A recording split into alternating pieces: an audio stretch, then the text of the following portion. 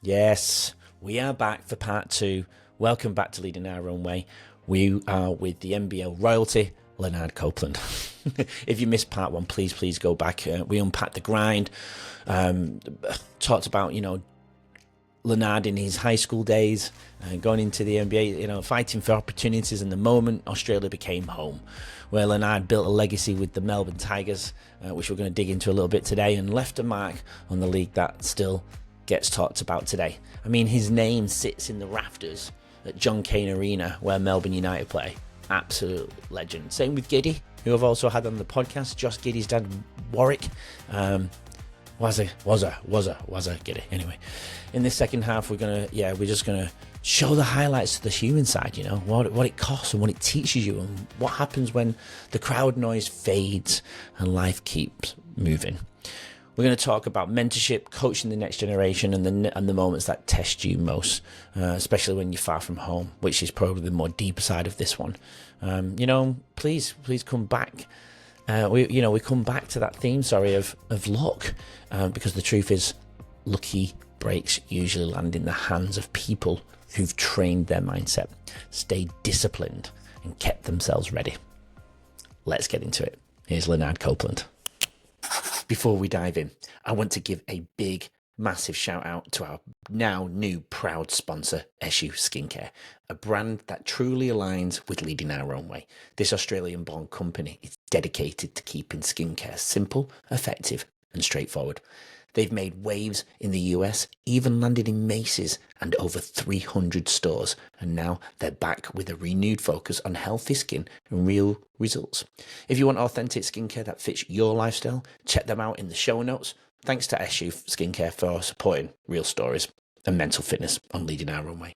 And if you're interested in sponsoring like Eshu Skincare, drop us a message. We'd love to connect.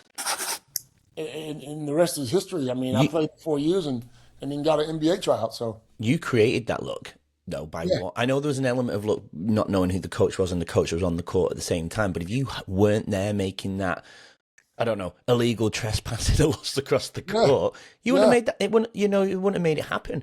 But also, I love the drive part as well. When you get cut, you turning that pain into fire. Do you think your family had a part in that drive as well, when they kept teasing you about not having? Absolutely, they did. Absolutely, my brother. Again, my brother had a massive part in it because he teased me. Yeah. My sister had a massive part in it because when I came home to tell them that I don't know what I want to do, and she said, "Look, you should go to school, and we're going to get up some money to get you to school." And so she helped me with that. I just think everyone did. I mean, my mom and dad weren't the sporty parents. They didn't know it because they weren't the kind, they just had regular jobs. So they weren't the kind that would go watch you play. But she knew something was good because my other brothers and sisters were all excited about it. You know what I mean? Of course. That's amazing. I miss those days, Yeah. when you could be a little bit harder to drive these kids. But now you cannot do that, can you? No. And you wonder why resilience is so low in the world. Yeah. And it does come from the parents. It does come from the world, and how, and everyone's so stressed. Everyone's living in fear. And I push my son. I'm probably a bit too hard on him. Again, in the old days, not at all. He would make it. But, now I'm worried about what people are saying, because I'm like, come on, Drew, you can do better than that. Do it next time. Let's go, next play. I don't know. I just struggle with it. So did you start during college then? I started my first basketball uniform was a Division I college basketball uniform. And here's the thing: this is what I don't tell people a lot, and I'm sharing this with you. Go, love it. I still didn't know the game. I mean, I played in the streets, man. I played in the streets. So when I got to my college basketball team, I had to learn the rules. The rules on the street are different than the rules in a Division I basketball team. As far as traveling and fundamentals and 25-second clock and all this I had to learn all that. I had no idea about that. I didn't pick, a young kid picks this up under 10s or under 12s, and they know it, and it comes up through. I've never played any of that. My first team was Division I college. So I was behind the 8 ball more than anybody. And that's why I'm amazed at what's going on here. I didn't know the game. I didn't know that the 30-second clock was going to go off. I didn't know you had to get the ball over in 10 seconds. I didn't know that. How else am I going to know that? Did they know you didn't know that? No, I got myself through it. I learned the game as I went through it. Because stress. who else is going to be on a Division I team and not know the rules? But no, my story is so much different than everybody else's. Because you're not going to make a Division I team unless you started at a younger age and you've come up through the ranks. There was no ranks for me, nothing. Yeah. So right to it. Yeah, so right to it. And so for those 4 years, I got myself through it and learned the game. And that's sort of why I think I didn't stick in the NBA. I honestly believe this in my heart. I didn't have enough time because I didn't know. I wasn't the guy who would go work on his game and go in and get these 500 shots up. I learned all that in Australia. You know what I mean? Had I known to put that extra time in NBA, I promise you I would have been there a lot longer. Because I walked onto an NBA team. So the talent was there. The talent was there. You don't walk onto an NBA team. 2 teams I made by walking on. You don't walk onto an NBA team off the streets. No. I didn't get drafted. The talent was there. It's just maintaining that focus and doing the right thing by getting in the gym, working on my ball handling, working on my shot, getting in the gym, lifting weights. I knew none of that. I didn't know it. And so I learned it. And that's probably why I excelled so much in Australia, because I got with people that got that done and it became a part of me. Do you wish that was instilled within you at the college level then, looking back? 100%. But I don't see how it could have been, though, because there was nobody there to teach me. I mean, college, yes, you learn it, you see it. I was a part of, you got to go to the weight room and all this kind of stuff. I get that.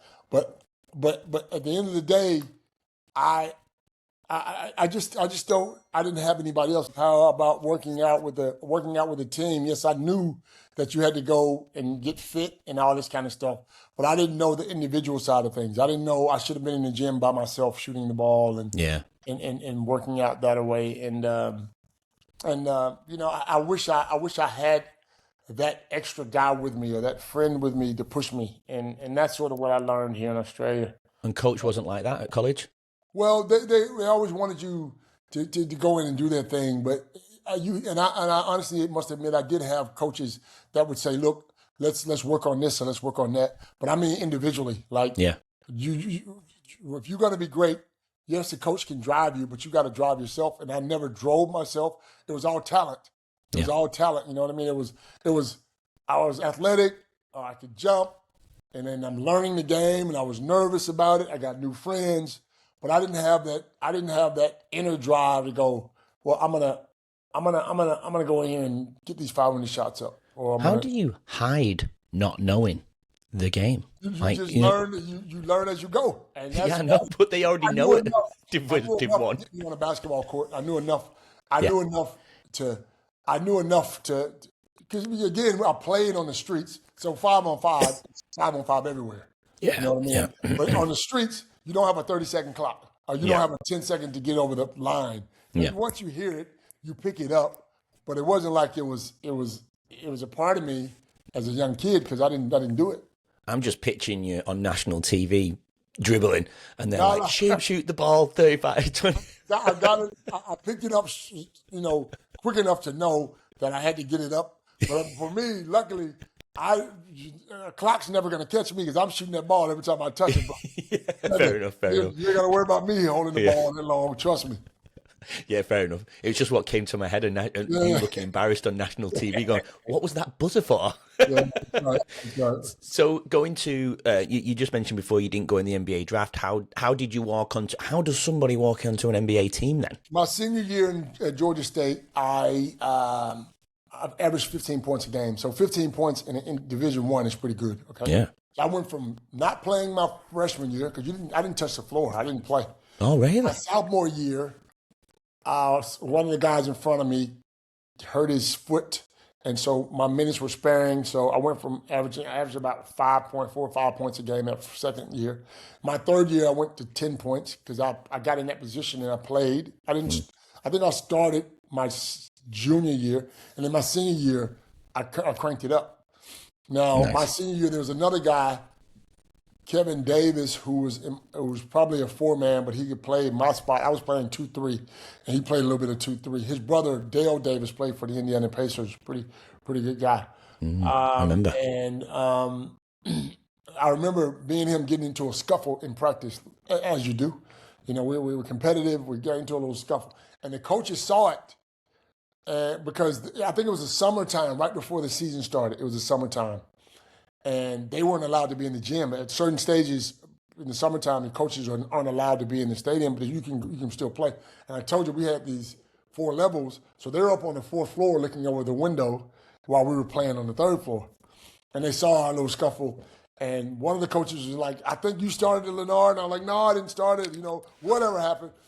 So they put me on the bench. I thought this is my senior year coming up. But we had a tournament in California. So my brother worked for, remember I told you my brother worked for Delta Airlines, so he could fly everywhere we played.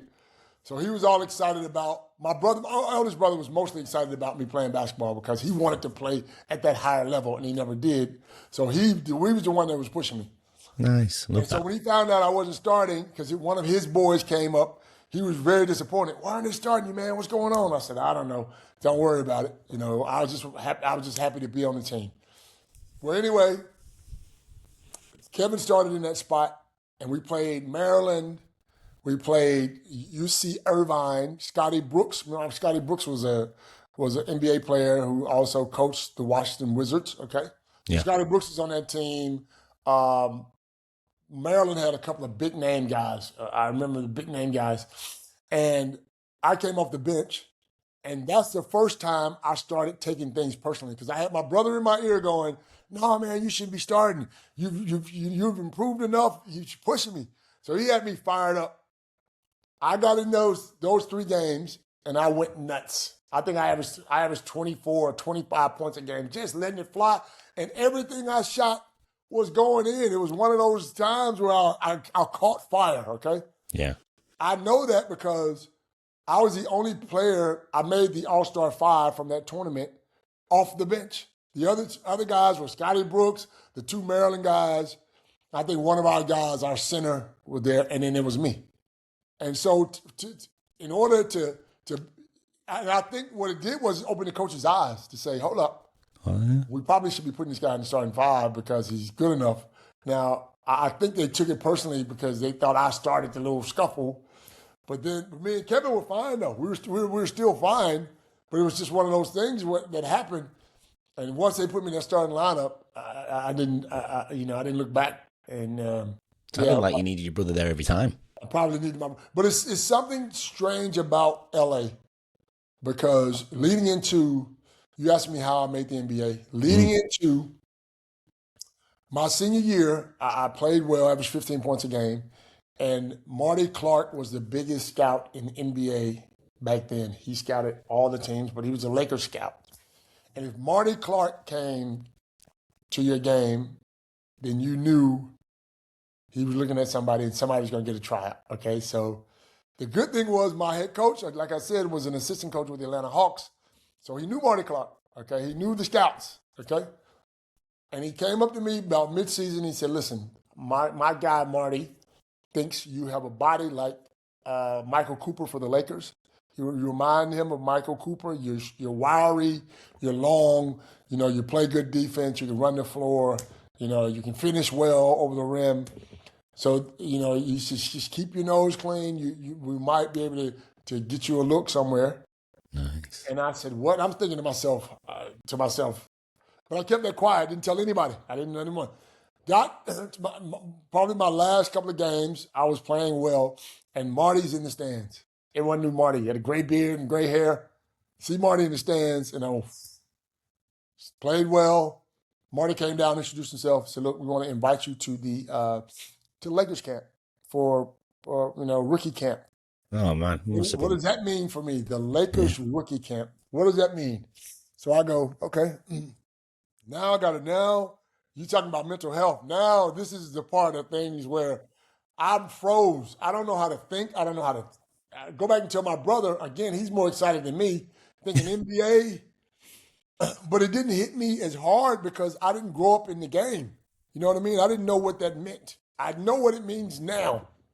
I didn't know what that meant, and I was naive, which was a good thing because it got me, without being arrogant, without being a big head, it got me to the next level. I get to LA. No, and there was another guy invited me to Kuwait. I had a tryout in Kuwait. Arkansas Little Rock assistant coach had taken a job in Kuwait overseas, and he wanted me to, because I made the conference all five. He wanted to take me over to Kuwait to play, and I turned him down. And I'll come back to that story in a few because I turned him down, and I went and tried out for the Lakers. And every team in the NBA will have about 15 to 20 guys for their rookie camp. The summer league. You know how the summer league is going on now? They have about 20 guys for their summer league. Well, this year the Lakers decided to put 2 teams in. How lucky am I? 2 teams now. So now I got 40 guys I'm competing against rather than 20 guys I'm competing with. Anyway, and my number, because they had so many guys, they didn't have enough jerseys. They gave me an old jersey. I think it was a 67 or a 59 or something on it. And I'm thinking, what the hell is this? Oh, no. Anyway, I was naive. I didn't realize what was happening. But the summer league was in LA, Loyola Marymount, with the college. I get to that, and they play the first team first. And the second team, we play the San Antonio Spurs. David Robinson is a rookie coming out. He's been in the Naval Academy. Yeah. He's a rookie, and it's his first game. San Antonio bring him in. They want him to play in the young guys camp, and the stadium is packed.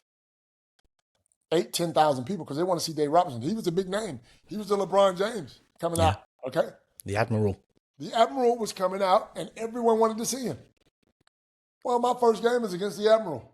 Well, Admiral, I didn't know who you were. I didn't care. It didn't bother me at all. I was more focused on doing what I had to do. And I had a friend who played on the first team, and they lost. And he said, this is his joke to me.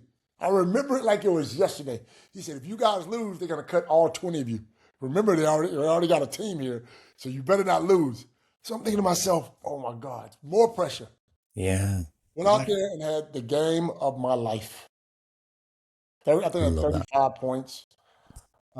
Somebody shot the ball, and Dave went to rebound, and I grabbed it and dunked it, and the crowd went nuts. Oh, I want to see that. I wish I could find tape. I'm shooting the ball, everything. And remember I said something about L.A.? Because the college tournament was in L.A. Yeah. This was in L.A. Every time I shot the ball, it just seems to click. It was going down. It was going down. And so after the game, everyone's praising me. Great game, great game. The next day, we played the Philadelphia 76ers. Again, I have another big game. They put me on the first team. I play with the first team. I have another big game, 29, 30 points, shooting the ball well. Nice. The owner and the head coach of the Philadelphia 76ers are sitting in the stands watching the team play. I'm in the shower after the game. I knock on the door. Copeland, someone wants to see you. Wrap myself in the towel, open the door. It's Harold Katz and Jimmy Lynam of the Philadelphia 76ers. Say, listen, we would love to bring you into veterans camp. Who's your agent? I said, huh? I don't have an agent. I have no idea about nothing. I told you I was naive. I don't have an agent. I have nothing going on. He goes, listen, okay, leave it with us. We'll get back to you. And so then by that time, the Lakers had found out that Philadelphia were chasing me. Now, I played so well for the Lakers. They go, no, you belong to us. You're our property. We brought you out here. The Lakers offered me, that's 2 games now. They tell you to pack for 30 days because the tournament lasts for 20 days, or you play in 12 games or something. I played the first 2 games, and so my suitcases are packed. Clothes, I don't know what to take. And he told me, he says, we'll get back to you. So I called my head coach on a payphone in Atlanta, Bob Reinhardt. I said, Coach, listen. I said, I got a dilemma here. I got two teams that Lakers said, don't move. Philadelphia want to invite me to veterans camp. He goes, what? You've only been out there for 3 days. What are you talking about? He said it just like that. What are you talking about? What's happening here? I said, I've only been here a week, but I played in 2 games. I scored it. He said, what happened? I told him what happened. He goes, oh, leave it with me. I'll call you back at the hotel. Call me back. He goes, Copeland, whatever you've done, you've impressed 2 very good teams, and both teams want you, and you're in a very good position. Oh my God! He sent me a number to a guy, an agent in L.A., Titus DeCourcy. I remember these names. Titus came by my hotel room. Titus sat me down, explained what was happening, and the minimum back then was $110,000 for a rookie. All right. Lakers said, okay, we'll give you 55 guaranteed, half that to come to veterans camp. That veterans for the Lakers was Magic, Kareem, Worthy, Michael Cooper, Byron Scott. Oh. These are names that I could end up being on the team with. All I got to do is go to veterans camp. The Philadelphia goes, okay, forget that. We'll give you the whole $110,000. If we cut you tomorrow, you're going to get your whole $110,000. Titus goes, you got to go with Philly. Yeah. Signed that contract with Philadelphia. The owner came to my room the next day. He gave me 7 $100 bills. He said, go have a steak dinner. I'll see you at veterans camp. I grabbed my bag. I was on the next plane smoking. And guess what's ironic? Remember that newspaper plant I worked for? The Herald Sun? I mean, not the Herald Sun, the Atlanta Journal, Atlanta Constitution? Yeah. When I land in Atlanta the next 2 days, who's on the back page? I still got it in my paper. Who's on the back page with the Philadelphia 76er t-shirt on? Local guy goes from working for us to now playing in the NBA. Love that. Funny. So that's my story about getting there anyway. And it's a different story about how things happened for me to leave. But that's sort of where it happened. Yeah. So tell everybody, during this time at Philly was the period of time when Mr. Sir Charles was there. Charles was my best friend. Okay, now the best thing about the NBA, and this has always been and it always will be because I got guys that played in the NBA that are older. Yeah. As a rookie, the veteran guys look after you, or you look after them. You drive their cars. You got to go get the juices. You got to get the sandwiches in the morning. So I was that guy, okay? They brought in Kenny Payne from Louisville. They drafted him number 1, and they brought in a guy named Tony Mack. They had 2 first-round draft choices, Tony Mack and Kenny Payne, and I was a walk-on. I was a tryout. I was the walk-on that already got a guaranteed contract. So the lucky thing for me was Tony Mack went to the University of Georgia, and I knew Tony Mack. But Tony Mack was more talented than anybody I've seen, but the laziest guy in the world. Oh. We'd have practice. They'd send us to the hotel, and we'd have practice. And they go, Tony, we'll be there at 9. We'll pick you up at 9. We're going to get in a couple of hours of shooting. Hershey Hawkins, Scotty Brooks, myself, Ron Anderson, all the shooters. And Tony Mack would go, nah, I'm not going to shoot today. And they go, dude, what are you talking about? Well, tonight we're going to lift weights. And Tony would go, nah, I'm not going to lift today. So what happened was they ended up cutting Tony, which opened up a spot for me. All right. So Charles was the guy who straight away, by first meeting of Charles Barkley, we ended up playing a practice game against Temple University. So we had all the rookies. Tony Mack played, all the other young guys played against Temple University, and they had a pretty good team, which was in Philadelphia. Charles ended up coming and said, I'm going to play the first quarter. We're in the locker room. Charles walks in, introduces himself. What's up, young fella? I'm Charles. I'm smitten. Charles got these big hands, but he's not as tall as I think. He's just wide. He's a big boy. And from then on, he became my boy. Because Charles lived in Philly right across the street, but he lived in the condos, and we all lived in the apartment. Me, Derek Smith, Kenny Payne, Scotty Brooks all lived in the apartments across the street, where Charles lived in the condos, the big townhouse condos We call that the rich side, and we call us the poor side. That's what we always joke about. Yeah. Anyway, by that time, they traded for Rick Mahorn, and Rick and Charles used to butt heads, but they became the best friends. So Rick was more about looking after the rookies than Charles, but because those two guys had become best friends and a bond, they would always be in the car together, and they would always come across and get me. So I was the third wheel. Listen, they didn't go anywhere without me. Everywhere we went, I was there. If it's the mall, if it's a party, if we're going to the airport, they would drive over. I would drive. I would be the chauffeur or whatever.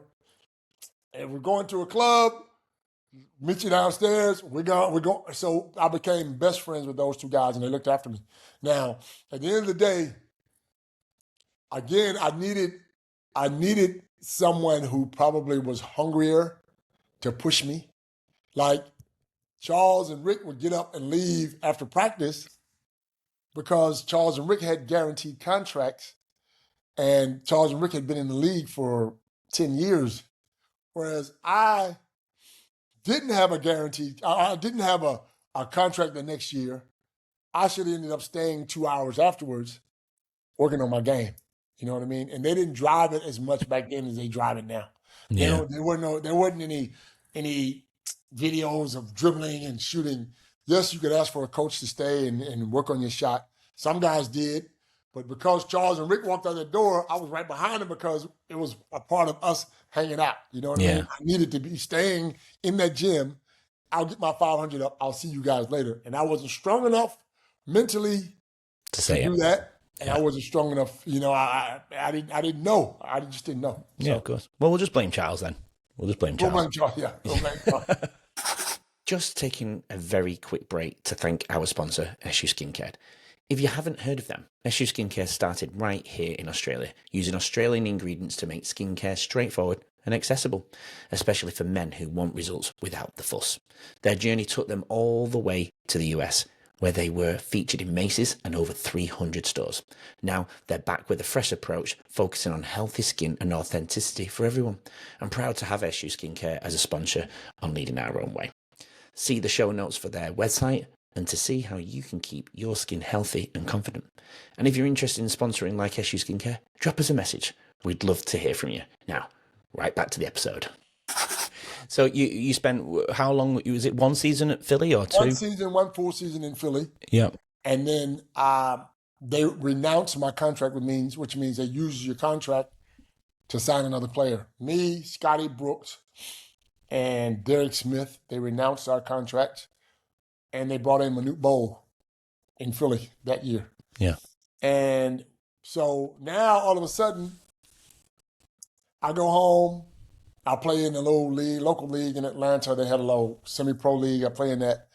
I work out with the Hawks, the Atlanta Hawks. They're working out, and just work out with some of those guys. And then I have a tryout with Washington, and Washington released me. They cut me. They had enough guards. And then I had one more tryout with the LA Clippers. LA again. Yeah. 3 times in LA. Mm-hmm. 3 times I've shined. LA Clippers, Ron Harper's on that team. Yeah, I love Ron. Lloyd Vaught and Charles Smith and all those guys are on that team. And Ron had just come back from a knee surgery. But he was good enough to train, but he wasn't ready to play yet, right? But he was training every day with us. And I lit a fire. Now, Ron Harper was one of my favorite players because Ron Harper was the first Michael Jordan. If you guys don't understand, Google Ron Harper when he first came out of college. When he was at Cleveland. He would dunk on left hand or right hand. He was the first Michael Jordan. Yeah. He just never took it to that next level. He got hurt. Yeah. Right? Yeah.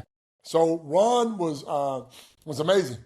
And I remember Ken Norman, who was a forward, said to me, we were training, and he said, listen, we were up and down. And he pulled us to the side, and we were drinking water, and there was Gary Grant and Ken Norman there, and Ron Harper, and they were making a joke about me shooting the ball every time.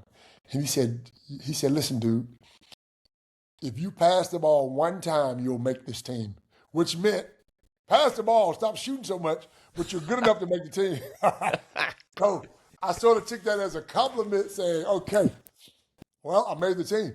I made the team. I'm playing. I'm getting minutes. I'm getting, 12 minutes a game, 10 minutes a game here and there. And I remember, there's a show called Laverne and Shirley that used to come on TV all the time. And I remember Laverne and Shirley sitting on the first row of the Clippers game. And I remember seeing all these actors and actresses sitting around. That was my first taste of seeing celebrities. You know what I mean? Because yes, I'd been to LA, but I was with the Clippers, and they'd all go to the Lakers games and they'd all go to the Clippers games. Yeah. But the Clippers game was a lot cheaper, so they could sit down in the bottom. You know what I mean? So I was like, that's Laverne and Shirley, and that's such and such. So I was starstruck myself, but they were coming to see us. And the last game of my career, and I swear I probably should have still been in the league, I got this massive dunk. We were playing against Charlotte, and Larry Johnson, he used to do a commercial, Grandmama, used to wear a wig. Yeah, I watched Larry in New York. Right, yeah. And he had the Converse shoes, and he used to dunk, and he used to wear a dress. Yeah. And I've been looking for this tape for 30 years, and I can't find it. And I don't know why, because I know the game, and I see the stats. I got the stats on my phone when I played, my minutes, the points I scored. Well, anyway, Larry Johnson's getting back on defense, and they kick it up to me, and I'm coming from the wing. And I don't know what Larry was thinking about, as if I couldn't dunk. He didn't know me, but he stood there and tried to take a charge. No one takes a charge in the NBA. I dunked the ball so hard. This is my best dunk, I think, of my whole career. I dunked it so hard, Larry went flying back. I came down on my knee and sprained my knee, but I walked off. I was fine. And I played. It was like another minute to go, and I played or whatever. Mm-hmm. And this is how I know I dunked the ball, how good it was. Because in the NBA, after every game, they give away a prize to the player who's player of the game. This prize was a $500 gold chain, gold rope or whatever. And they gave it to Ron Harper. And Ron Harper gave it, because Ron Harper played great. He had 30 points or whatever. And Ron Harper gave that gold chain to me. He said, listen, he said, for that dunk, this is yours. Damn. And we were walking out of the off the court, and we're going in the tunnel. And Ron Harper's giving it to Grandmama. You got dunked on by a rookie. He's just giving it to him. And Larry's a big dude. He wasn't going to back off. So there was some pushing and shoving, and security's running in. And I'm going, what the hell's going on here? It's all about my dunk.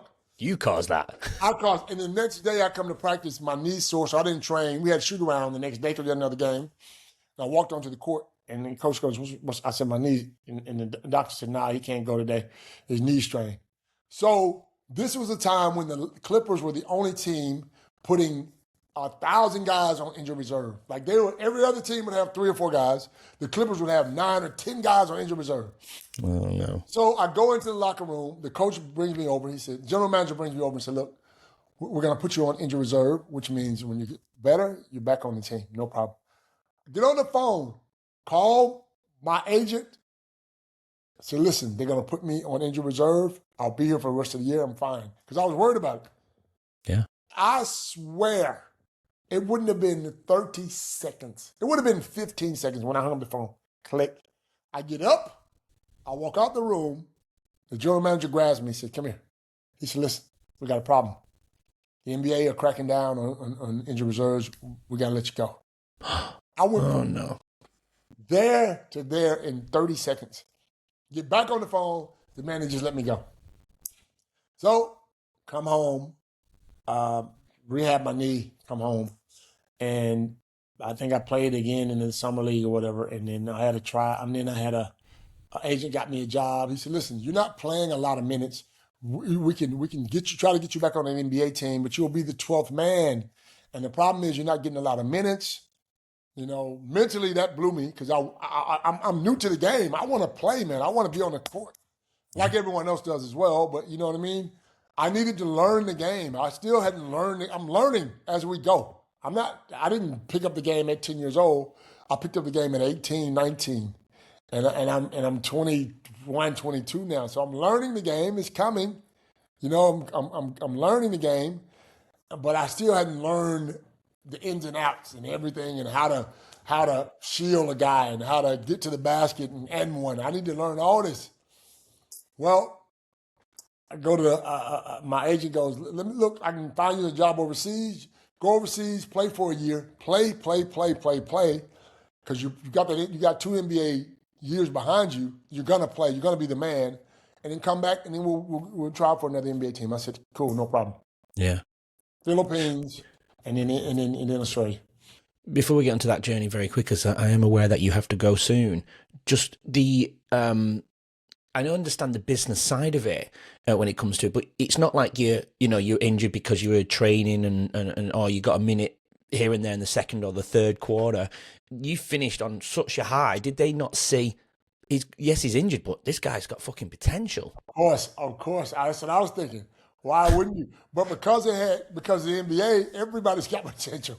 Every person on that team is a superstar. But there's layers to that, though. 9 guys already in line. Yeah. In reserve. You've just dunked on Larry Johnson, man. 100%. But you got to understand. The other guys hadn't. Yeah, but again, in every NBA game, there's going to be something spectacular. You know what I mean? Yeah. And if they got to lose this one to keep the NBA happy, then they got plenty more. And that's how the Clippers were. And so it all happened for a reason. And how else do you look at it? I'm as much as I love the money and love the fame in the NBA, I'm so glad I came here. I got 4 daughters here. I became a superstar here. I got a chance to play and get better and learn the game. So Jersey retired, Hall of Fame, Basketball Australia Hall of Fame, not just NBL Hall of Fame. So I think at the end of the day, this is my journey, and that's what I'm happy about. Absolutely. So in Australia, we and obviously you played for the Tigers, but you did a couple of stints. I think you were at Adelaide as well. You finished your career my last 2 years were in Adelaide. Yep. Yeah. Andrew retired. Mark Brackey retired. Mark Brackey left. Andrew and Lindsay retired, and they were looking for all of us. They called us the Big Three. Yeah. So everyone left at the same time. And I remember going in to talk to the owner, Seamus McPeak, and he said, "Listen, we got 2 older guys, you and D-Mac." He goes, "Because you've been here longer, you could stay, but you're not going to play as many minutes." And I said, "Look, Al Westover's taking over. Give him his own team. I want to be here thinking you got to get me the ball, or you got to, because I was next in line or whatever. Give Al his own team. I'm going to go to Brisbane. I'll play a year in Brisbane, see how that goes." And it didn't go great because Joey Wright was coming in, and he was a college coach. And I was 40 at that time. I was 39, turning 40. And they wanted to do this, and I didn't have it. Yeah. But Adelaide was smart enough to go, you don't train every day. You ride that bike. You come in and work on that jump shot, and we'll use you on the weekend. And that's why I was able to stay 2 years in Adelaide. Yeah. Finished my career in Adelaide. And, the rest is history. Doing my media now. And still in the game, still involved, still training kids, still having fun, still got a smile on my face. You do. With the mental health side of the things, being in Australia, did you ever experience, because I remember you was talking in the pre-chat, you experienced a few things whilst being, I feel you because I'm here and my family are back in the UK, my mum's getting old and things like that. Yeah. I think you know where I'm going with this. You experienced some difficulties living here and experienced everyone being back home in America. You lose sight of you because we had a bigger family. Like my dad passed when I first got here, and then I had a sister that passed, and then I had a brother that passed, and you sort of get into a routine of, yes, I was going home once a year, but you start seeing people getting older, you start seeing the grays, you start missing people. Mm-hmm. You miss the all the holidays. You miss the birthdays. And that's the side that's probably more mental than anything. Your mom's getting older, and now it takes her longer to walk from this end of the house to that end of the house. And while I'm there visiting, I see that. And I go, geez, my mom's getting older now. And then you hear stories about, well, my brother is ill. And I got to get back home and see my brother. And so all while trying to maintain your lifestyle and start your own family over here. So and then getting on that, and then when you hear of deaths, when my dad passed, you got to get on that plane and fly, and all you think about on that plane is burying my dad. And then when my sister died, all you think about is burying my sister. So that flight for 17 or 18 or 19 hours is all a negative, what happened, going to a funeral, and it's happened so many times now. I've lost that many people. Like, it's just my older brother and my older sister over there now, and my sister's not well. So again, it becomes you toughen up to it, but that's the wrong wording. You don't want to toughen up to death, but it's life. It happens. It's gonna happen to all of us. Mm-hmm. What do you do but to try to toughen up and deal with it as it happens? Does that sort of thing happening in your family make you want to go back? I mean, I know you've got family here, but I'm just outside of that. Take all those emotions out of it for a second. Does it make you want to go back and be there permanently, or no? No. I decided, and my mom. I had that conversation with my mom before she passed. Yeah. And she was like, "Look, as much as we want you to come back here, you got daughters now.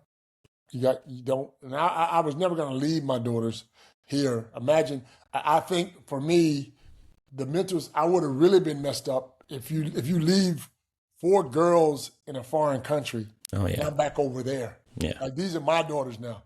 Like, my mom and dad and my brothers and sisters all have their lives or whatever, but these are little girls. So to fly back over there and leave, because me and my ex-wife, we're very civil, we're very good friends, but she's from Cape Town, so she was never going to move to America. Yeah. She loves Australia.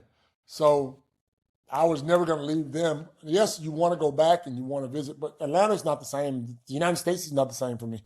I'm not bagging it, but I'm much more comfortable here in Australia than I think I would have been over there. Yeah.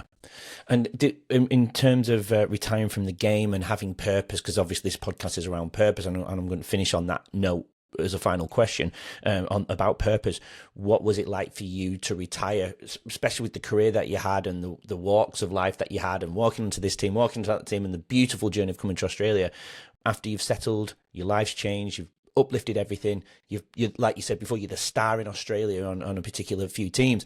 What was retirement like for you mentally as well? It was tough. It was tough because you go from being the star and being recognized and being praised. Everyone loves it, but you don't let it go too far to now you're just a regular guy because someone else takes your place.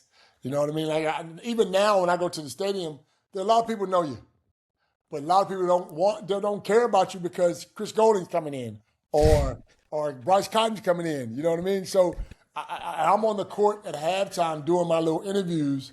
Those kids don't know me. They have no idea who I am. I'm in Adelaide and I'm doing my little interviews. They just want to see Bryce Cotton.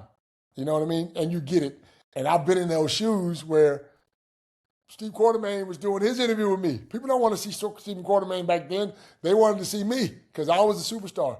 So it evolves, man. It's a part of growing, and it's a part of retirement, and it's a part of life. Yes, it's hard though because you miss the perks, you miss the praise. But if you put yourself in a position where you understand that life goes on, and that wasn't the most important part of it. The most important part of me being a basketball player was my enjoyment on the floor. I had, every time I played, I had fun. It looks like it, man. And I can even just tell by the way you talk about it, it looks like you had a lot of fun doing it. And the way you did it is, like you say, is very different, and I love it. Parts that I didn't know about your journey, I learned today, and I just absolutely love it. Fantastic. No, it was fun, and I thank you for the podcast, man. It's good to sometimes reminisce and get some of this stuff out. You do it every now and again. Like the last one I've done has probably been 4 or 5 years ago. But then you start thinking about stuff, and you start looking at photos and memories, and so it's good stuff like this. Well, I'll put after this afternoon, I'm going to put all the photos and in alignment with what we've said, some of the things that you've sent over, so I'll edit them on so people will be able to see some of your journey as well. It'll be beautiful to share. Just quickly then, just so you know though, when I come, mate, I'll give you the admiration. I'll come over and give you a hug every time I see you. So don't worry about that. I'll look for you first. I appreciate it. Thanks for that. I appreciate it. Just a couple of questions before you go, because these are 3 final questions that I always ask. Future plans for you, Lanard. Where do you see life taking you now then? Well, I think media for me is where I want to be. I'd Yep. love to do some radio. Yep. We're doing the NBO, which is growing every year and it's fun. And training kids, I still do my training of kids in camps and stuff. I still want to stay involved in the game. So I still want to push kids and see if kids can get to that next level. Because at the end of the day, when you've been there and you know how the journey and how good it feels to make it, then you want to try to give back. And so that's where my life is right now, I think. Love that. If you could give a piece of powerful advice to anybody who's listening regarding whether it's, that can connect to your journey, whether it is making it in the NBA, whether it's making just being a good human being and suffering, dealing with the things that we have to go through as life, like death or whatever it may be, what could you leave us on for the Just bit of probably inspiration? that life is ups and downs. Life is highs and lows. But as long as you have more highs and lows, you're gonna be fine. I'm 61. I'll be 61 in July. I've had way more highs and lows, and that's because of the people that I've chosen to have around me. And so if you can live a good, clean life, good things will happen. Yeah, I think that's right, though. Surround yourself with good people and supportive and positive people. You'll go in the right direction for sure. One last one. I always ask the question, what is your purpose? It's very crystal clear what your purpose is, but I ask the guest to put it into one powerful line. So, Lanard, what is your purpose? My purpose is to be just a good human being. My purpose is to help as many as I can to follow their own journey, because no one's going to follow your journey. No one's going to be, do what you did exactly. But if you have a journey and I can help you get there and be successful with it, then I'm happy to do that. Love that. That's why the podcast is called Leading Our Own Way, because we seem to do everything in our own way. That's exactly right. Exactly right. Lanard Copeland, thank you for joining me on Leading Our Way. It's been such a pleasure to build this relationship up with you, and thanks for giving your time and your vulnerability here on the show. So I appreciate you. Thank you, Andrew. Well, to everybody who's tuning in, please keep coming back. Press that follow button. Keep coming back. Next week, we've got Jordan Kilgannon on the show.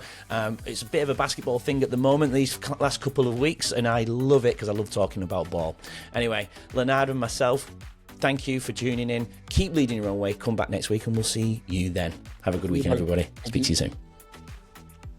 I say it quite a lot, but that's the end. That's the end, and I'm sad. I always hate saying goodbye, but that's a wrap on my conversation with the legend Lanard Copeland. If you take anything from this episode, though, and this week with me and Lanard, let it be this. You don't wait for life to hand you a moment. You build yourself into the kind of person you can hold the moment when it arrives.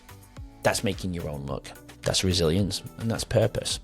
Lanard's story, I think, is bigger than basketball. It's about choices. It's discipline, and it's continuing to lead, even when the jersey comes off.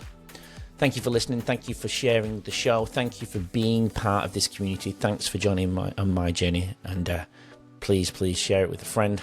But please stay with me. Next week, we keep this basketball run going. Jordan Kilgannon joins us, the #1 pro dunker in the world. You don't want to miss it. And we go deep. Deeper than the dunking. Until then, keep leading your own way. Have a great week, and we'll see you with Jordan Kilgannon and myself next week. Bye for now. Thanks for listening and watching Leading Our Own Way. So we can stay together forever and share more incredible journeys, please subscribe to the channel. That way you won't miss next week's episode and what that amazing guest has to offer to the world. Please support Leading Our Own Way, and we'll get you on next week's episode.